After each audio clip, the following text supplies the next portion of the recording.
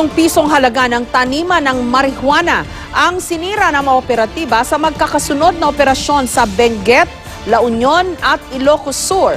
May mahigit 50 namang naaresto sa pagsalakay ng mga otoridad sa di manoy Shabu Tiangge sa Binyan sa Laguna. Sinalakay rin ang sinasabing pugad ng iligal na droga sa Batangas City. May report si John Consulta. Sakay ng helicopter, napasok ng mga operatiba ang plantasyon ng marijuana sa kabundukan ng Sugpon, Ilocos Sur. Pagdating sa barangay Likungan, natsyempuan pa nila't naaresto ang isang umano'y marijuana farmer. Hindi siya nakapagbigay ng pahayag sa media. Gumamit po tayo ng air assets ng Philippine Air Force. Kaya nasorpresa po yung ibang mga nagtatanim. Sa katunayan, yung nahuli po natin na cultivator, kakadilig niya pa lang ng kanyang plantasyon ng marijuana. Isa lang ang bayan ng Sugpon sa mga lugar na sinuhid ng PIDEA, Philippine Army, PNP at ng Air Force sa kanilang Operation Love Triangle.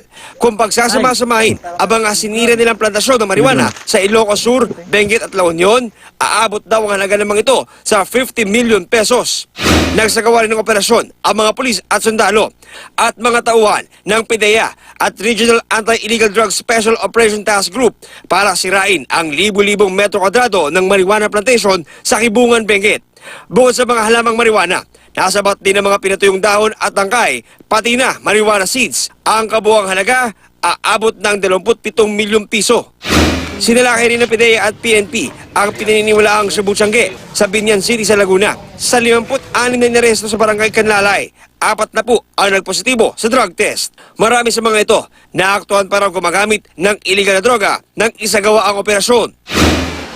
Sa Batangas City, sinalakay ng mga operatiba ang bahay ng mga umano'y kilalang tulak ng droga sa Sitio Santa Clara sa barangay San Jose Sico. Matapos ang pagkahalughog, nakakuha mga otoridad ng halos 50 pakete ng ininalang shabu, mga drug paraphernalia, granada at mga dilisensyadong baril.